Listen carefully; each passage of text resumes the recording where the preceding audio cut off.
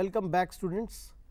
So, we will be continuing from where we left in the last class, that is revaluation account. As we discussed in the last class that all the losses are to be debited in revaluation account and all the profits are to be credited in revaluation account. Let us understand these by way of few examples. Point number 1, unrecorded investment, if it is given, it will be credited in revaluation account. Why? Because unrecorded investment is now a profit for the firm. It was not recorded earlier. So, now it is a gain for us. So, it is credit. You just have to remember one thing, if it is a loss, it will be debited. If it is a profit, it is going to be credited, right. Now, let us understand it by another example. You have to think about it and then I will write. You think within 1 second. Unrecorded liability, the liability which was not recorded earlier, yes, it is a loss, it will be debited. Similarly, think about creditors which are not likely to arise, creditors which do not have to make any payment, yes, it is a gain for you. So, it will be credited. Any increase in the value of asset, yes, it is a profit for you, and any decrease in liability, yes, it is again profit for you. So, both are to be credited. Let us do some more questions. Point number 6, increase in the provision for doubtful debt. That means, we will not be getting some of our debtors. Now, that is a loss. Yes, it will be debited in revaluation account. Now, increase in the provision for discount on creditors, which means we will not be paying to the creditors and that is a gain for the business and it will be, yes, credited. Now, what about valueless asset, the assets which are not having any value, yes, it is a loss for you. So, it will be debited. And what about valueless liabilities? Valueless liability means you do not have to pay for them. So, it is a gain for you and that will be credited. If we are accepting a third party claim of damages which was earlier not written in the books and now you are accepting it, it means you have to pay for it and that will be a loss for you and that is going to be debited. I have already written debited, right. Yes, coming to one more topic, that is memorandum revaluation account. First of all, let us understand what is this memorandum revaluation account. Let us see point by point. Point number 1, if we are not to show the changes in the value of asset and liability except capital and cash, this means whatever values you have changed in the assets and liability, you do not want to show them in the balance sheet, then we have to make a part 2 of revaluation account which is called memorandum revaluation account. Please see the next point. Entries are reversed in the second part. For example, if I am writing something on the debit side of the revaluation account, in the part 2 I will write it on the credit side. Similarly, if I am writing on the credit side in part 1, I will write on the debit side of part 2. Why? We will come to it. Next point, if part 1 you are getting profit, then in part 2 it will be reversed, that is you will get a loss. Very simple, if in part 1 we are getting profit, if we reverse all the entries, what you will get? Loss, simple. Part 1 is distributed among old partners and part 2 will be distributed between all partners. Now, this is the catch, part 1 for old and part 2 for all. Now, this will negate the effect of revaluation account and it will give the old partners an edge over the new partner. Let us see what is the effect of this memorandum revaluation account. When in part 1 profit is distributed between old partners in old ratio. Please see the boxes carefully. Between old partners in old ratio, and in part 2 loss is distributed between all including new partner in the new ratio. What is the net effect of all this is? Net effect is equal to new partner is debited and old partners get credited, which is our main motive. Why? Because when the old partners have earned some profit, and in the second part when we are transferring loss to them, we will transfer a little bit of less loss as compared to the more profit in part 1. Now, this will do one thing, that new partner will be debited with some particular amount and old partners will be credited with some particular amount. The increase in the value of assets or decrease in the value of liability or vice versa will be adjusted through the capital account rather than going through the formalities of changing the balance sheet, right. Once again, let us recapitulate.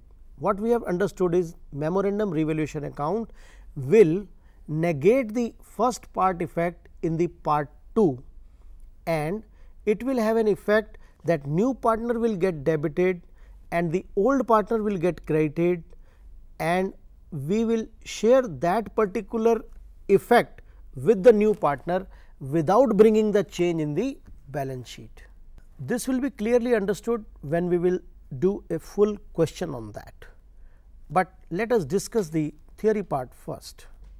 The next point is, if there are some reserves, accumulated profits or losses given in the balance sheet at the time of admission of a partner, what to do with that? Reserves, accumulated profits, accumulated losses existing in the old balance sheet. Who has a right on all these things? Yes, old partners. So, we will distribute them to the old partners. Let us see. Old partners have a right on that. So, they are credited with the profits and reserves, and if accumulated losses are there, they are debited, because whatever is before admission belongs to old partners only.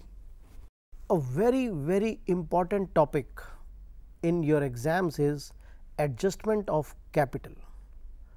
There are 2-3 methods on this. First, adjusting the capital on the basis of new partner.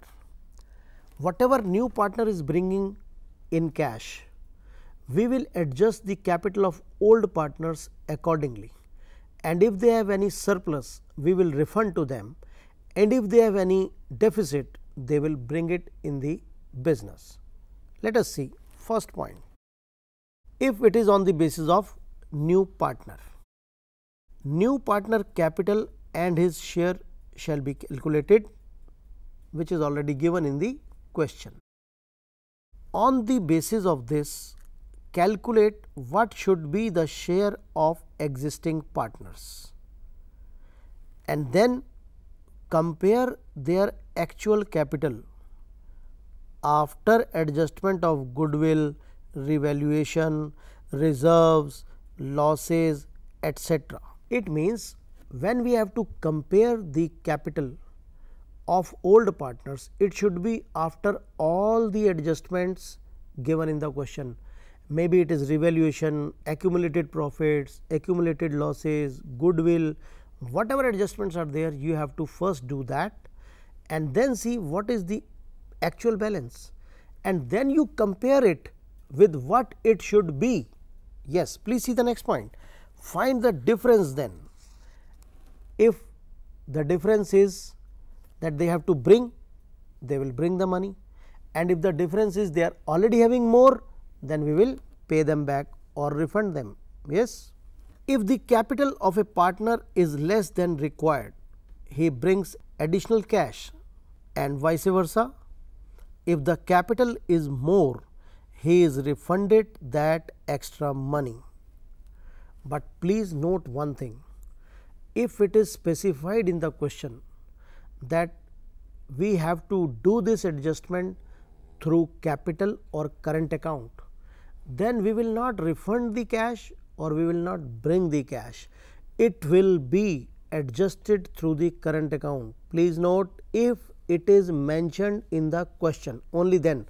Otherwise, you have to refund the cash or you have to bring the additional cash. Let us understand this by way of an example, because this point can only be understood with the help of an example. Please see, A and B are old partners with the ratio 3:2. C is admitted as a new partner with 1/4 share and a capital of 50,000. Please see, C share is 1/4 and capital is 50,000. Now, A capital after all the adjustment is 70,000 and B capital after all the adjustment is 65,000. I have already given the adjusted capital, so that you are able to get this point only, right. Now, let us solve this question. Total capital of the firm should be 2 lakh, because C was having 1/4 share for 50,000. So, that means total capital will be 2 lakh. Now, please deduct C capital from this 50,000. That makes the balance 1,50,000, which the capital of A and B should be. Let us see what the capital of A should be. 1,50,000 into A's share 3/5, that is 90,000, and B capital should be 1,50,000 into 2/5, that is 60,000.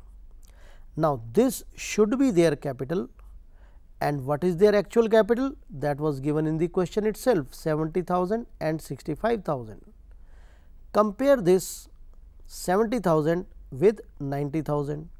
So, A must bring 20,000 more, and B, who is already having 5,000 more, he must be refunded 5,000 rupees.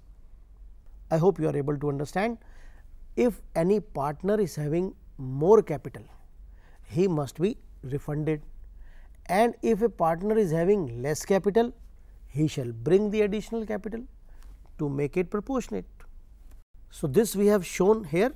A will bring rupees 20,000, 90,000 minus 70,000, and B will be refunded 5,000, that is 65,000 minus 60,000.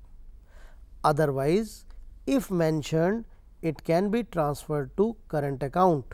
A current account will be debited because he has to pay to the organization, and B current account will be credited because we have to pay back to B. So, paying back to B is a liability and taking back from A is an asset. So, current account will be debited when we have to take, current account will be credited when the firm has to give to that partner. Now, the second point regarding adjustment of capital is, when total capital is already given for the firm and what is required is capital of all partners should be in a specific ratio. Let us understand point by point. First point is, distribute the capital required as per the ratio, make it as a balance which should be carried down, because it should be the last balance carried down, and bring or refund as the case may be. Let us understand this by way of an example. Yes, the example is ABC 3:1 ratio, old partners. D is admitted for 1/4 share. Total capital of the firm should be 1,20,000. Now, this is the question. How much D will bring? 30,000, because 1,20,000 into 1/4 is 30,000, and A capital should be the remaining 90,000 into his share 3/6, 45,000. B capital should be 90,000 into 2 by 6, that is 30,000, and C capital should be 90,000 into 1 by 6, that is 15,000. Now, see, this makes it 1,20,000. Now, this should be their capital. If anybody is having less capital, he will bring that amount, and if anybody is having more capital than this, he will be refunded the money. So, what we have understood in today's discussion is that when capital adjustments are to be made, it can be on the basis of old partner or it can be pre-decided capital also. In the next class, we will be dealing with another aspect of this, that is when we have to do adjustment according to the old partner's capital, and what the new partner shall bring. We will decide on this question in our next class. Till then, goodbye all of you.